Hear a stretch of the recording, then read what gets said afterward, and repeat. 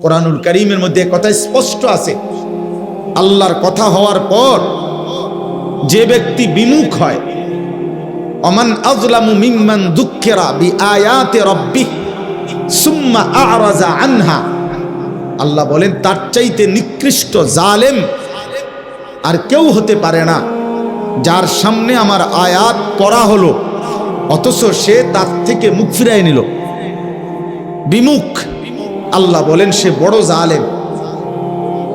ইন্না মিনাল মুজরিমিনা মুনতাকিমুন, আল্লাহ বলছে এমন জালেম থেকে আমি আল্লাহ নিজে প্রতিশোধ নেব। কোরআন শরীফের আয়াত, ওর থেকে আমি প্রতিশোধ নেব, এটা আল্লাহর ওয়াদা। এটা ভয়ানক ব্যাপার। কোরআনুল কারীমের মধ্যে আছে, ওয়া ইযা তুতলা আলাইহি আয়াতুনা ওয়াল্লা মুস্তাকবিরান। এই ছেলে, ওই মোবাইলটা নামাও।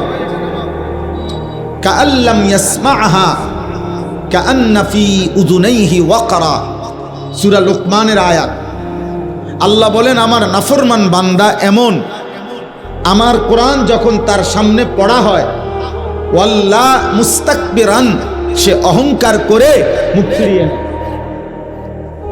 মুখ ফিরিয়ে নেয়, অহংকার করে। কাআল্লাম ইয়াসমাআহা, এমন একটা ভাব নেয় যেন সে শুনে নাই। কাআন্না ফি উযুনাইহি ওয়াকরা, অথবা এর চাইতে জঘন্যতা হলো সে যেন এমন একটা চেহারা বুঝায় যে সে কানেই শুনে না। আব্দুল সত্তার ভাই এনে আইন, মাশাআল্লাহ, এনে আসেন, এনে আসেন। কাআন্না ফি উযুনাইহি ওয়াকরা, যেন কানের মধ্যে বধির, কানেই শুনে না, আগের থেকেই শুনে না, এমন একটা চেহারা, এমন একটা ভাবসাব, এমন একটা ভাবসাব। শুনেন মিয়া, আল্লাহ বলেন এমন অহংকারী, আমার কোরআন থেকে যে বিমুখ হয়, আমার কথার থেকে যে প্রত্যাখ্যান করে, ফাবাশশিরহু বিআযাবিন আলীম, হে নবী আপনি এই নাফরমানকে অত্যন্ত মর্মান্তিক, পীড়াদায়ক, যন্ত্রণাদায়ক আযাবের সুসংবাদ দেন। আল্লাহ বিদ্রুপ করে বলছে, বিদ্রুপ, ওরে সুসংবাদ দেন যে ওরে ভয়ানক আযাব দেওয়া। আযাবটা তো সুসংবাদ না, অথচ এটা বিদ্রুপ করে বলছে আপনার জন্য সুসংবাদ, আপনার কপালে দুর্দশা আছে।